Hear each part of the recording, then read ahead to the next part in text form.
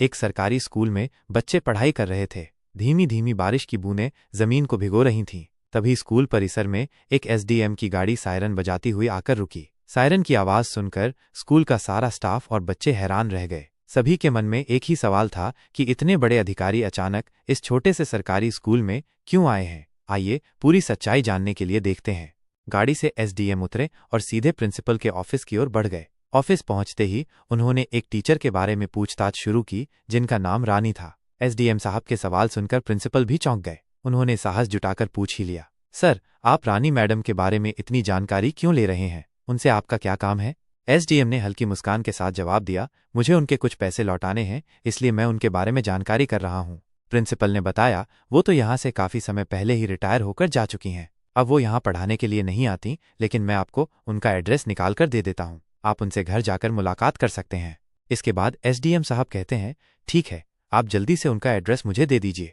ये बात सुनकर प्रिंसिपल सर और भी ज्यादा उत्सुक हो जाते हैं ये जानने के लिए कि आखिर इतना बड़ा अधिकारी एक टीचर से मिलने के लिए इतना बेचैन क्यों है। तो वो फिर से पूछ लेते हैं, सर अपने बारे में तो कुछ बताइए, क्यों आप रानी मैडम से मिलने के लिए उतावले हो रहे हैं और कितना पैसा आपने उनसे ले रखा है?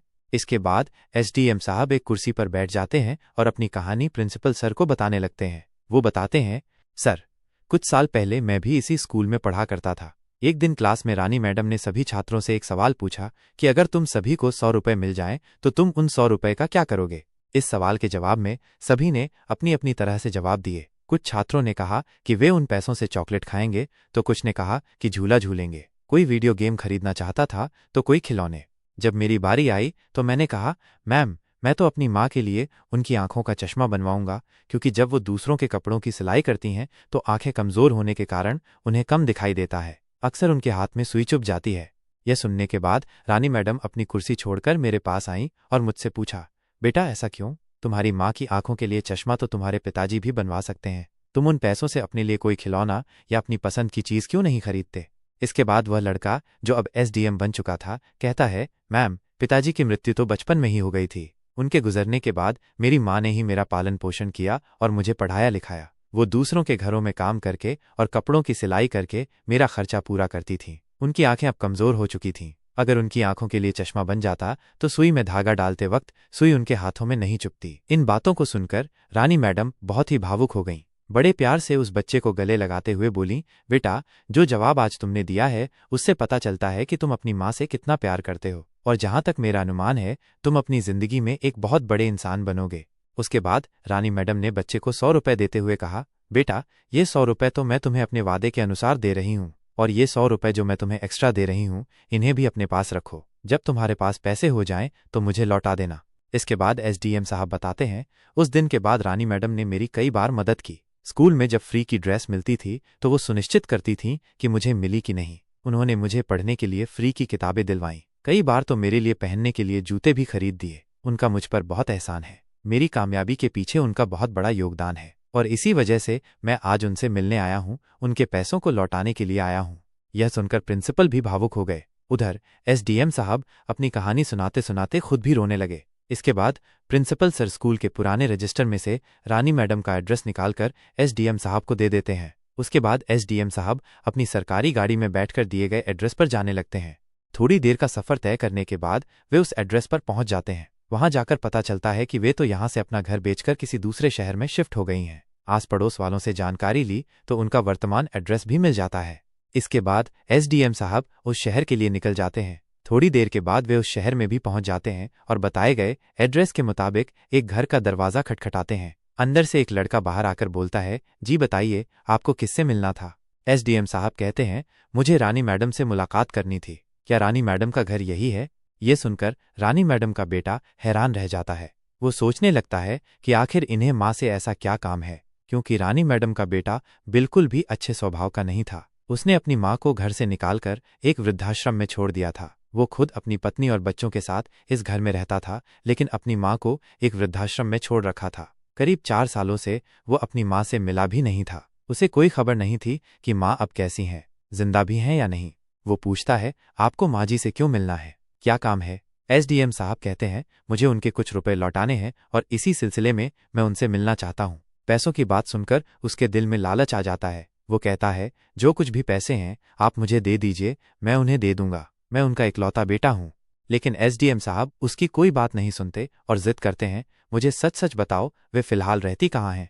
तब रानी मैडम का बेटा सच्चाई उगल देता है कि उसने अपनी माँ को एक वृद्धाश्रम में छोड़ रखा है। अब एसडीएम साहब उसके नालायक बेटे से वृद्धाश्रम का पता पूछते हैं और तुरंत वृद्धाश्रम पहुंच जाते हैं। पहुंचकर एसडीएम साहब आश्रम के मैनेजर से बातचीत करके रानी मैडम के बारे में पूछताछ करते हैं और उनके कमरे का नंबर पता चल जाता है। एसडीएम साहब अपने सिक्योरिटी गार्ड को वहीं रोककर खुद अकेले ही उस कमरे में जाते हैं। वहां जाकर देखते हैं कि रानी मैडम कमरे में एक बेड पर लेटी हुई हैं। उन्हें देखकर ही लग रहा था कि वे कितनी बीमार और कमजोर हो चुकी हैं। उनके पास जाकर एसडीएम साहब उनके पैरों को छूते हैं। रानी मैडम कहती हैं, बेटा कौन हो तुम, मैंने तुम्हें पहचाना नहीं, यहाँ मुझसे मिलने क्यों आए हो। इतना कहते हुए वो बिस्तर से उठकर बैठ जाती हैं। एसडीएम साहब कहते हैं, मैम मेरा नाम अजय है और एक समय था जब मैं आपके पास सरकारी स्कूल में पढ़ा करता था। रानी मैडम अपने दिमाग पर थोड़ा जोर डालती हैं। उनकी याददाश्त अब थोड़ी कमजोर हो चुकी थी, लेकिन वे उसे पहचान जाती हैं। वे कहती हैं, अच्छा बेटा तुम वही अजय हो जिसको मैंने कुछ पैसे दिए थे तुम्हारी माँ की आंखों का चश्मा बनवाने के लिए और कहा था कि इन पैसों से चश्मा बनवा लेना और पैसे अपने पास रखना, जब तुम्हारे पास पैसे होंगे तो मुझे लौटा देना। अजय कहता है, मैम आपने कई बार मेरी इस तरह मदद की थी, मैं आज आपके उन्हीं पैसों को लौटाने के लिए आया हूँ। यह सुनकर रानी मैडम की आंखें नम हो जाती हैं और उनकी आंखों से आंसुओं की लड़ी टपकने लगती है। रानी मैडम को रोता देख अजय थोड़ा सा हैरान रह जाता है। वह उनसे पूछता है, मैम आप ऐसे क्यों रो रही हैं। इसके बाद रानी मैडम अपनी पूरी कहानी अजय को बताने लगती हैं। वो बताती हैं, बेटा उस समय मैंने तुम्हें सिर्फ रुपए दिए थे जो कि तुम्हें आज इतने समय के बाद भी याद हैं, और एक मेरी अपनी सगी औलाद है जिसे मैंने जन्म दिया, पाल पोस कर बड़ा किया, अपने माता पिता होने का फर्ज निभाया, लेकिन फिर भी उसे मेरी कोई कदर न हो सकी। वो मेरी भावनाओं के साथ खेलता रहा और मुझे यहाँ वृद्धाश्रम छोड़कर चला गया। और तुम जो सिर्फ किसी माँ के बेटे हो जिसे मैंने कभी कुछ पैसे दिए थे, आज उन पैसों को लौटाने के लिए यहाँ आए हो। अजय उनके आंसुओं को साफ करते हुए उन्हें दिलासा देता है। फिर रानी मैडम अजय से उसका हालचाल लेती हैं और पूछती हैं, बेटा अब तुम करते क्या हो। अजय बताता है, मैम मैंने आगे भी अपनी पढ़ाई जारी रखी और मेहनत मजदूरी करके अपनी फीस जमा करता रहा, खूब लगन के साथ पढ़ाई की और आज एक एसडीएम बन गया हूँ। अब रानी मैडम ये बात सुनती हैं तो अजय की पीठ थपथपाते हुए कहती हैं, शाबाश बेटा तुमने बहुत अच्छा किया जो अपनी पढ़ाई जारी रखी और एक कामयाब इंसान बन गए। इसके बाद दोनों बहुत देर तक बात करते रहते हैं। बातचीत खत्म करने के बाद अजय रानी मैडम से कहता है, मैम अब आप अपना सारा सामान बैग में पैक कर लीजिए और मेरे साथ चलिए। यह सुनकर रानी मैडम अचंभे में पड़ जाती हैं। वे पूछती हैं, बेटा अजय तुम मुझे यहाँ वृद्धाश्रम से कहाँ लेकर जाना चाहते हो। अजय कहता है, कहीं नहीं मैम, आपको एक अच्छी जगह लेकर जा रहा हूँ जहाँ आपको होना चाहिए था।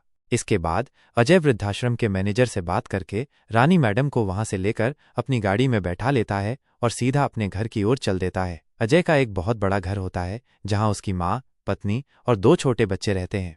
जैसे ही उनकी गाड़ी घर के गेट के बाहर पहुंचती है, दोनों बच्चे दौड़ते हुए बाहर आते हैं और खुशी से चिल्लाते हैं, पापा आ गए, पापा आ गए। इसके बाद अजय अपनी गाड़ी से उतरता है और साथ में ही रानी मैडम को भी गाड़ी से उतारता है। वो कहता है, आज के बाद मैम आपका यही अपना घर है, अब आप यहीं हमारे साथ रहेंगी, वृद्धाश्रम में नहीं।